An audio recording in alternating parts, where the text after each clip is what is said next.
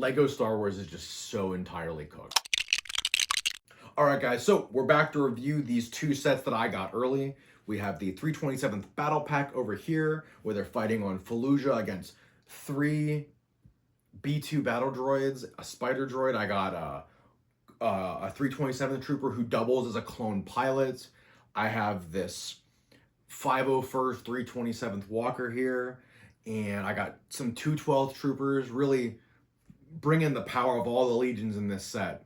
And I also have the Battle of Meridia battle pack with 2 stormtroopers on the back and 2 death troopers. We look at that. Oh, and I even have the Imperial dropship here too.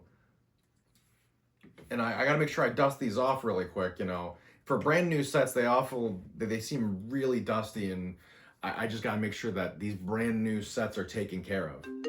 Wait a minute. Yeah, these aren't the sets. What do you mean these aren't the sets that are coming out this year? They've already released, man. They're not the sets? You told me these have come out before? No, these are already released. So, satire aside, we're going to be talking about LEGO leaks and ultimately what I think of what we're getting this year. So far, the only set that's really made me happy this year is the ARC 170.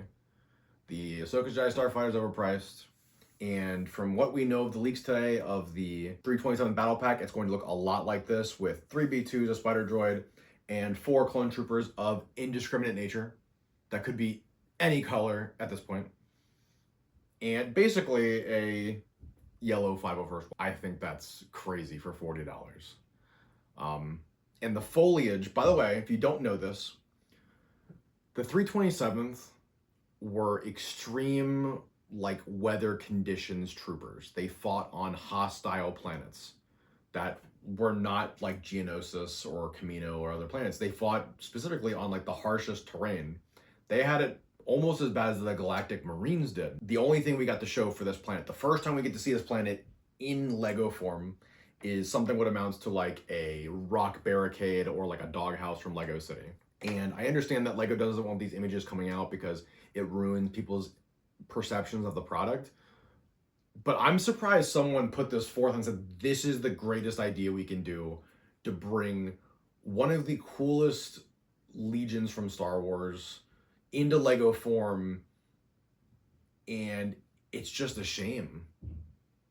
I mean, there was a turbo tank, I believe, on Fallujah at one point with Ahsoka and Obi-Wan and Anakin, if I'm remembering correctly. Vaguely. I think it was Fallujah, but it could have been a different planet. But still, that scene had it had the UT-AT with dropship, but just the UT-AT, and there were several of them, and ATTs in that set, in that one scene before Order 66 happens. And secondly, the Imperial dropship that's rumored to be coming out is nowhere near the Coruscant Guard gunship that we're going to be getting. I think that set should have been $80 and just given us a recreation of it in gray, and it would have been perfect. And I'm kind of disappointed with Lego Star Wars. First time. You know, I already made a video a while ago about how all the Jedi Starfighters are $5 a piece, like apart, and they've been scaling up for the past 3 years. Why even include the build? Why even include the build? People aren't going to be able to use those parts to build anything. It's not like the Walker where there are some useful parts on there that rebuilders and mock makers can use. It's literally like there is nothing about that set that's of redeeming quality. And that's generally just my opinion. I mean, I'm looking at the 501st Battle Pack that we got from a huge fan movement led by M&R Productions and the rest of the LEGO community, and we got 3 B1 battle droids, 4 501st troopers, a speeder, and a walker, which I have like 30 or 40 of these things still.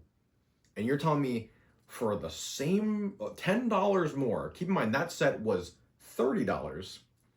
This set is $40, and you don't get a speeder bike. You get a spider droid instead. And I'm pretty sure there are more than 25 pieces in this speeder bike. So I don't know where those pieces went in this set. Maybe if they included a second ATRT in the final build, maybe it would be really cool. But I don't think that it's going to be, I don't think that's going to happen. I don't think they're going to magically make that production change at the last minute. Lego Star Wars is just so entirely cooked. I'm kind of taken aback. And don't get me wrong, I think the mech is really cool that leaked today. The Darth Maul mech, it's neat. But their neat, and Plo Koon's Jedi Starfighter is really cool. But for those who don't have it, now you guys may not know this, but they actually made a Plo Koon Starfighter several years ago. And we have it right here. It's about a decade old, 8 years old maybe. But it was like $25, $30 when it came out. And there were other Starfighters available too. I believe Yoda's and one of the other Jedi's were available. So I don't know why they wouldn't just remake it with new parts like they did Obi-Wan's and Jedi Bob's and put it in that similar price range where they can make their money back on it if they really wanted to produce the figure. So, you know, it's really tough watching Lego Star Wars, even looking back in the last 5 years and 2 years ago, seeing what we got with the gunship and the ATTE, and then seeing what we're going to be getting so far this year. The NTT and the UTAT still are not confirmed what we're getting, but it's not looking good based on what we've seen today. Additionally, I want to support this theme. I want to build fantastic mocks with Lego Star Wars and, you know, army build and do all these really cool things that a lot of us in the community like to do. But looking at like Lord of the Rings with the bag end that was announced today or yesterday for like $240, they are eating good. They get Bilbo's birthday celebration with the whole cast of Hobbit characters, and just tons of life and care and attention and detail was put into that set. And then you look at the Lego Ideas set, and that also looks great, and that's a fan set. So it's like these other themes are getting tons of love and attention, and they're putting their best foot forward. But then you look at Lego Star Wars, and it's like we're getting kind of the scraps or the crumbs. And I don't think they would punish their fans, but I'm not sure what else this is other than greed and money. And you know, maybe we've lost the plot. You know, I honestly want to know. Let me know what you guys think down in the comments. And then, you know, I want to make mocks and I've been thinking about buying like a large Venator hanger to display a lot of my sets and swap them out for videos and get cool shots of them and get a light kit and everything. But I just don't know if I really want to put a lot of mock energy into Lego Star Wars. I mean, when I started my channel several years ago, my whole channel was about building mocks and just showing them off to you guys. And now I don't really build a ton of Lego Star Wars mocks anymore. I think the last one that I built was Pixel Dan's N1 Naboo Starfighter after Mandalorian Season 2 came out, I think.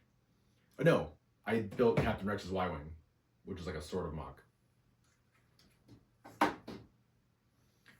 But I've been doing more with Lego City and building other custom things that I'm not so sure that I would want to do with Lego Star Wars right now. There is one saving grace for this year, which is Jango Fett's UCS Slave 1 that's coming out May the 4th. And the gift with purchase does look awesome. So there's hope there. And I'm not even beginning to talk about the Death Star. If this is what Lego thinks is a good idea, I'm almost willing to bet money that it's not a brand new Death Star. It's either going to be a repeat of the Death Stars we've been getting, or a slightly updated Death Star 2 from like 2 decades ago that just has a ton of panels and pieces and structural support so you can move it easier like you can the Venator. I don't think we're going to be getting a massive Daily Bugle Avengers Tower style Death Star that looks good on display and has a ton of figures and a playability. It's just, I feel like that is just ruled out at this point. They can still surprise me, but I'm not gonna get my expectations up there and hope that it's going to be what I personally would want them to do. I would love that you guys have to think down in the comments. Do you guys think that the 327th Battle Pack or the Battle of Meridia Battle Pack is gonna be good? Are you holding out for the UTAT and the MTT like I am? As always, guys, if you guys like this video, don't forget to give it a like, hit the notification bell so you guys can see all my future uploads. And as always, I've been Gator Bricks, and I'll see you guys in the next one.